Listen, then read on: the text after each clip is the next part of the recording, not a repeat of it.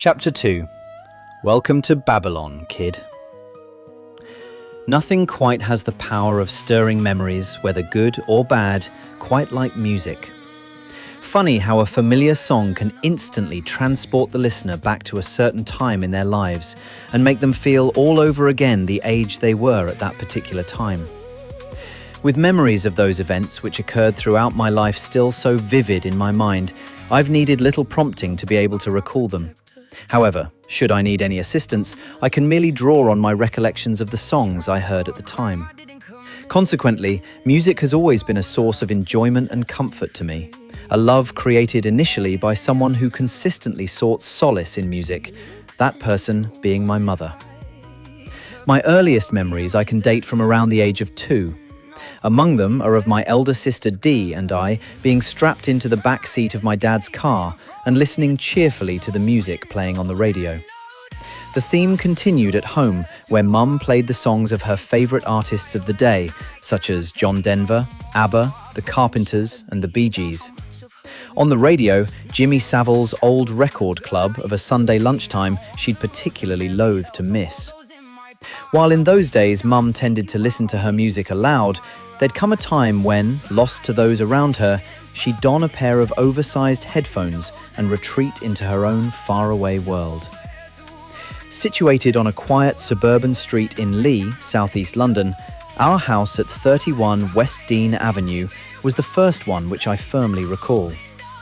The V-shaped avenue consisted of 2 rows of 1930s terraced houses on either side, each with their mock Tudor-style apexes. Neatly trimmed privet hedges defined the borders of many front gardens, including ours. Our neighbour at number 33 was a grumpy, middle-aged man by the name of Mr. Richmond. His large, dark-rimmed glasses, similar to those worn by my dad, suited his altogether unfriendly manner. I rarely saw Mr. Richmond speak to my parents. He didn't seem a particularly happy man and struck fear into me and every other child on West Dean Avenue.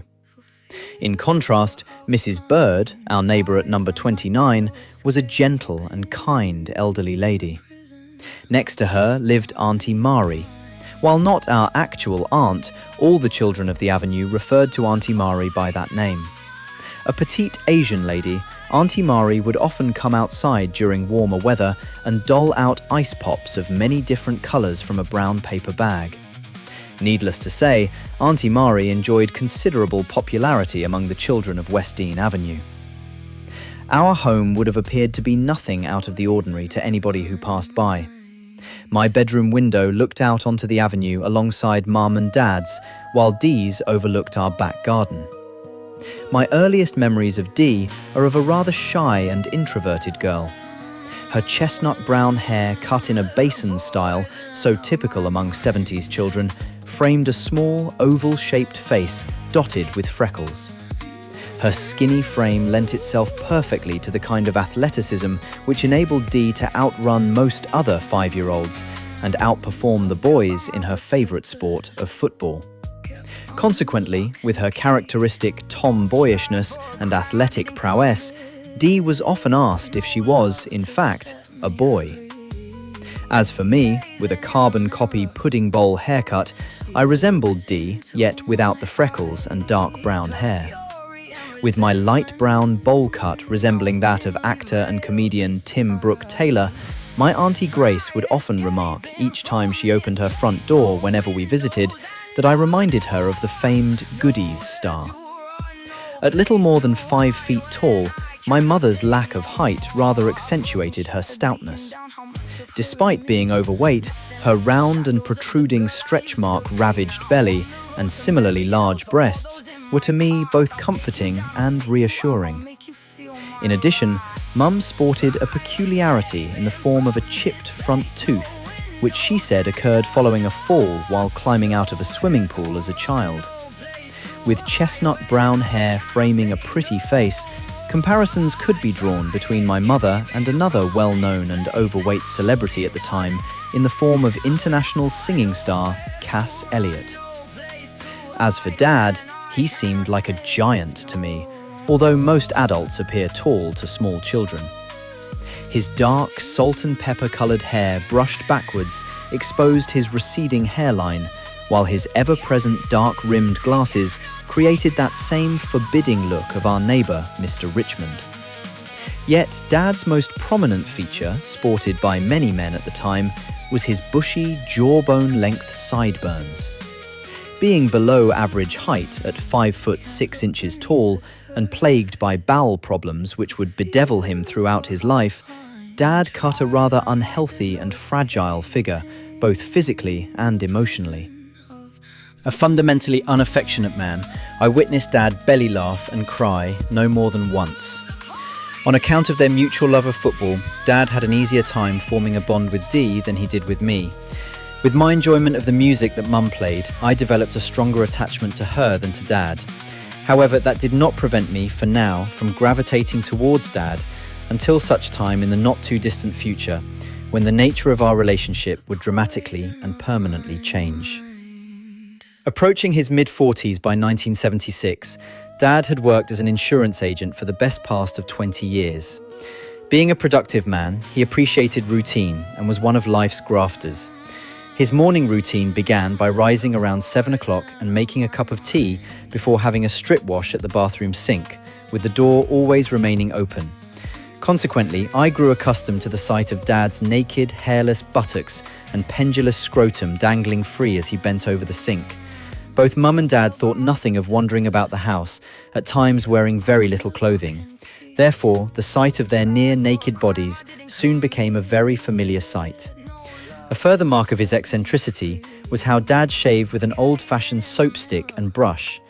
Signalling the completion of his ablutions, Dad would always conclude with a splash of Old Spice patted on each cheek, followed by a little square of toilet paper covering the part on his face or neck where he'd nicked himself shaving. Always smartly turned out, Dad donned one of his many boxy suits before heading out to work. On account of his rather reserved nature, Dad never enjoyed a particularly large circle of friends. However, one exception was a work colleague, a fellow Prudential insurance agent by the name of Bill Stone. Apart from my uncles, Bill is the first man I recall outside my immediate family. Peculiarly, although I knew Bill to be associated with Dad, I don't recall ever seeing them together. Indeed, Bill would only ever come to our house on those weekday evenings when Dad would be out collecting insurance premiums from his customers.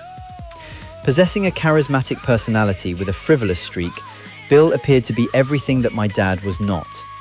With his warmth and friendliness and inclination to act the giddy goat, Bill embodied the figure of fun character to whom children would naturally gravitate. Indeed, he would leave Dee and me in fits of laughter each time he'd tell us to park our bums.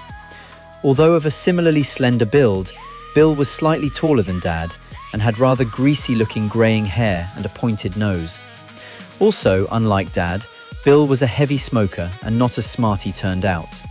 However, his charm lay in his exuberance rather than his appearance, and Dee and I were very much taken with him. We were not the only ones, as Mum seemed quite taken by Bill too. Unbeknown to me, I was about to learn how my mother truly felt about this marvellously captivating man. Just a few months shy of her 5th birthday, by late 1975, Dee had begun school at nearby Horn Park Infants. A year later marked the first time I'd be able to recall Mum and I walking her the short distance to the school. When I say walked, I meant that Mum and Dee did all the walking while I remained firmly ensconced in my buggy.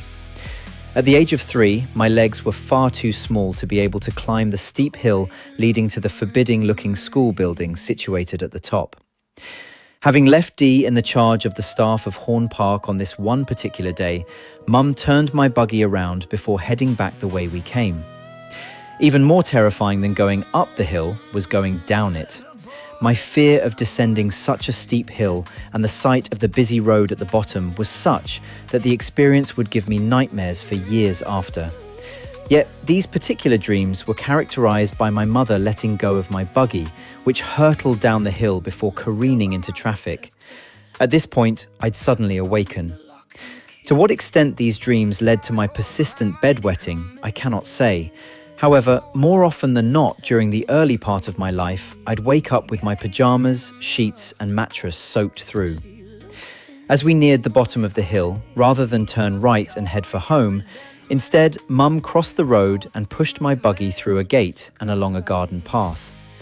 Looking up, I saw a yellow door with the number 249 above it. No sooner had Mum rung the doorbell than the door opened and there stood Bill.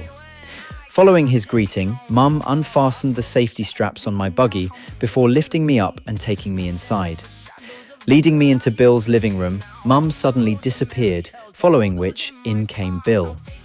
As I looked up, the towering man before me suddenly produced a brown paper bag and handed it to me, then left the room, closing the door behind him.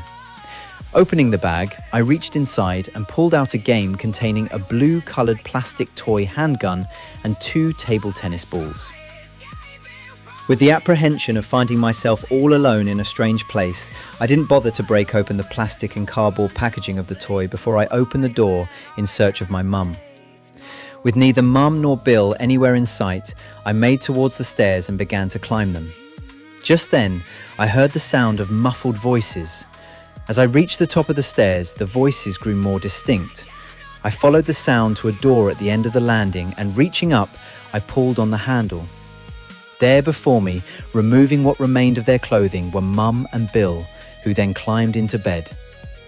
Thinking they were playing some sort of game, I immediately took off all my clothes and climbed into the bottom of the bed where, fortunately, I must have fallen asleep, as I do not recall any more after that. While as a 3-year-old I couldn't have understood then that my mother and Bill were having relations, those images would endure and be revisited at a time when I was old enough to understand what they were really doing. Unbeknown to my mother, she had given birth to a child who could recall memories in vivid detail from the age of 2 onwards. Unbeknown to me, this particular memory was just the beginning and served as a taste of the kind of selfish hedonism to which my mother would subject my sisters and me over the years to come. Indeed, Babylon was merely the first stop on a roller coaster ride I had no business being on. I wouldn't know it then, but by that time I was already trapped on a ride driven by my mother, a ride that hurtled from place to place, from one upheaval to the next, and with no idea where we were headed or how to get off. So, back to the power of music to stir memories. I'd also come to learn in time how for each chaotic episode there would be a song or songs. In the case of Bill, there were 3 such tunes my mother associated with him, which would form parts of the soundtrack to her dissolute life. As for me, whenever I hear If You Leave Me Now by Chicago, My Girl Bill by Jim Stafford, and Don't Give Up on Us by David Soul, I'm 3 years old once again, back on that roller coaster ride, yelling at the top of my lungs to be let off, a cry to which no one ever responded.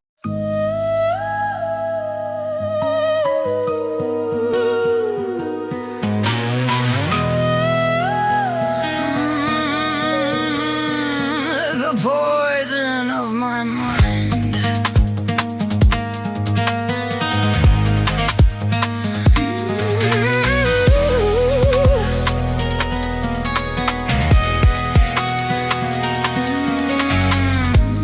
Failed by my protectors, kept under lock and key. Tried for a crime I didn't commit, no love to set me free. Gazing in the mirror, she looks into my eyes. Her fury and resentment, no thinly veiled disguise. Try escaping from this place, no windows and no door. Nowhere to run, no place to hide when I cannot take no more. Broken, shattered, beaten down, how much of her is me? Nothing left but shadows of the girl I used to be. Now on the road to merry hell, to all those in my path, I'll take you down, I'll spit you out, I'll make you feel my wrath. Try escaping from this place, no windows and no door. Nowhere to run, no place to hide when I cannot take no more. Try escaping from this place, no windows and no door. Nowhere to run, no place to hide when I cannot take no more.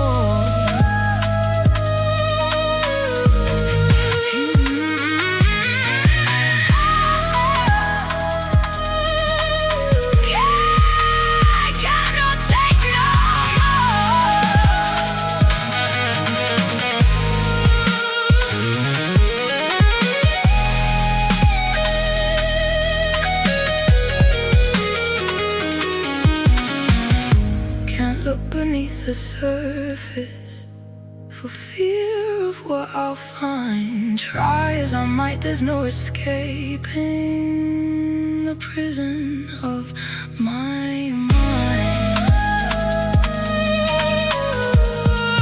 The poison of my mind.